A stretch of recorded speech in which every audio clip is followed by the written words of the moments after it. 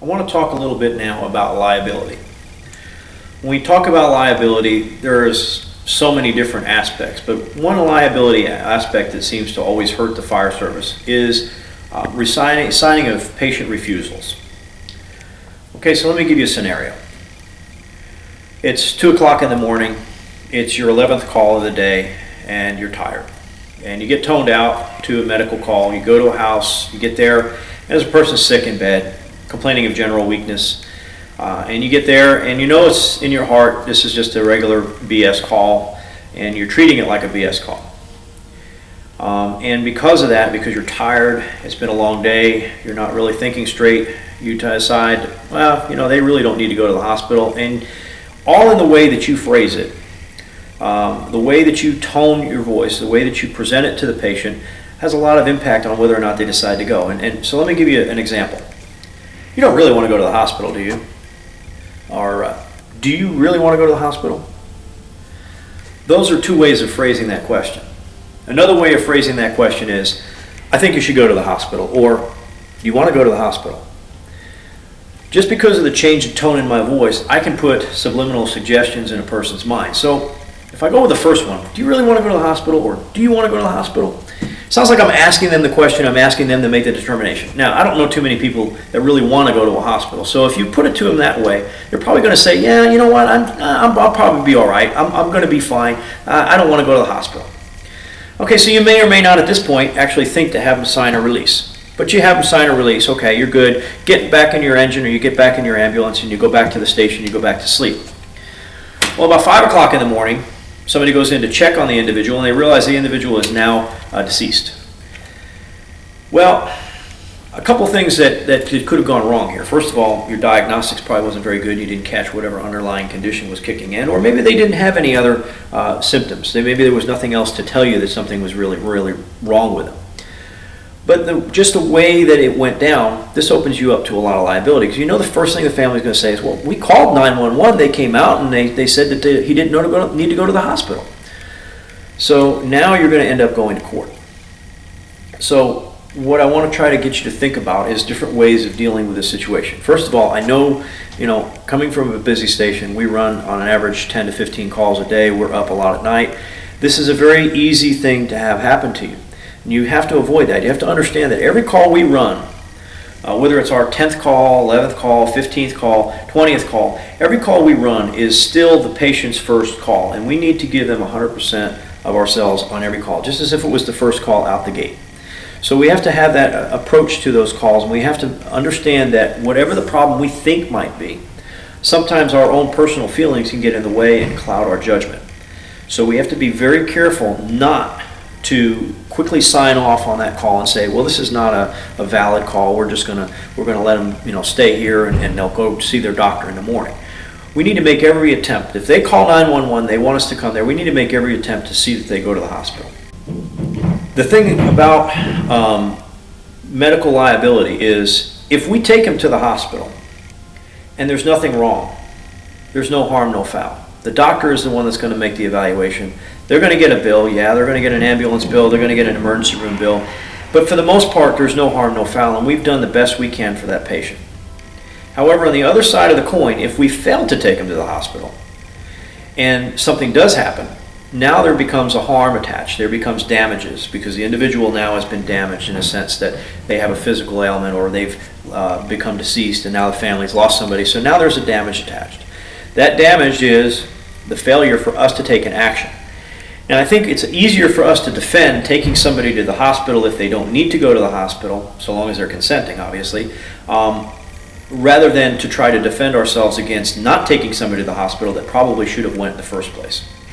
So I think that's a very important distinction that you have to make. As a firefighter, as a paramedic, and more importantly as an officer, whether you're a lieutenant on the rescue or whether you're a captain on the engine, you have to understand that these are the calls that will come back and hurt us. They'll hurt the department, they'll hurt the public image, and they'll hurt our public trust, and they'll hurt the individuals. You may have an otherwise outstanding paramedic, saves hundreds of lives, but you go to one call and you have that lazy moment where you don't do your due diligence and you don't transport somebody, now it becomes an issue and you're in court having to deal with it, and it can literally ruin somebody's career. So as an officer, you have to be very important that you take that precaution to make sure that you don't become complacent and you don't allow calls like this to cloud your judgment. So the bottom line in these circumstances, the most important thing is it's better to take the patient to the hospital than to not take the patient to the hospital and have something go wrong. Now let's look at the flip side of it. You arrive on scene, 2 o'clock in the morning, same type of situation, only this time you feel that the patient is very sick. And you feel that it's in the best interest of the patient to go to the hospital, but the patient doesn't want to go. Outwardly refusing. They didn't call, the family called, and they don't want to go to the hospital. Now obviously they're consenting, they're A&O times 4, they're aware of their surroundings, they're able to make their own decisions, there's no surrogates in place, and they have made the determination that they do not want to go to the hospital. And you know that this person really needs to go to the hospital and that there's a likelihood that they're going to have a serious medical issue if they don't. And the patient refuses, and you've gone through everything that you know to get the patient to go. Now you're kind of in that gray area. You get a signed release, but we all know about signed releases. They're only as good as the paper they're written on, and oftentimes they can be fought on court and they can be very easily defeated. So we have to think about some things that we can do to protect ourselves from these liability issues, especially when you get that gut feeling.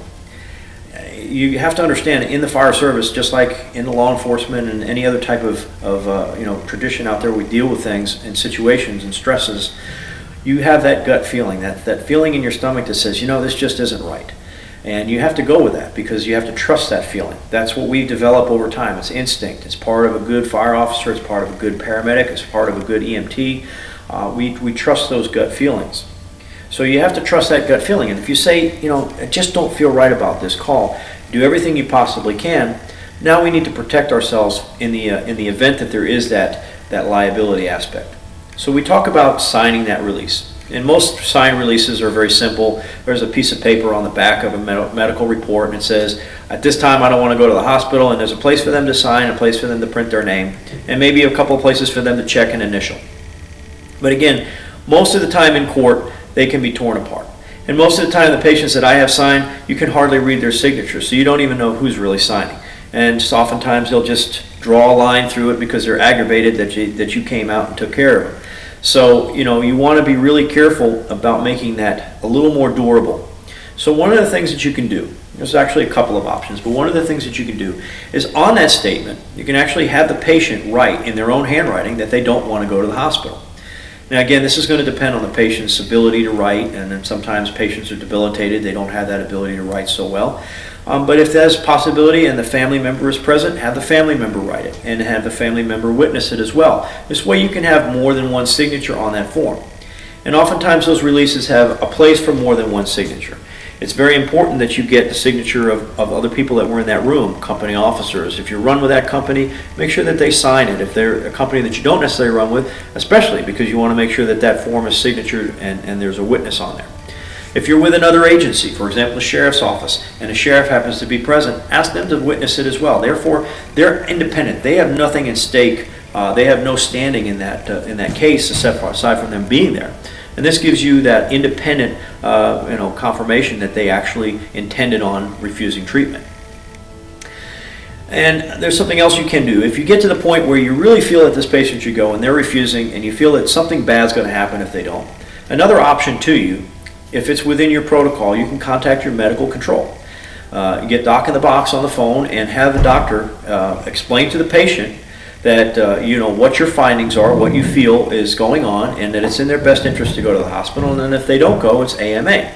This way you have an independent individual, your medical director, even though they represent your agency, they have an independent individual and a documentation that you call them at that particular date and time, and a phone record that you call them at that particular date and time to advise that patient that their decision was not in their best interest.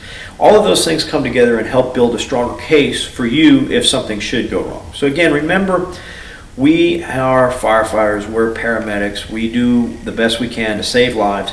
We don't have to think like lawyers, but we sometimes have to in a sense to protect ourselves and protect our agencies.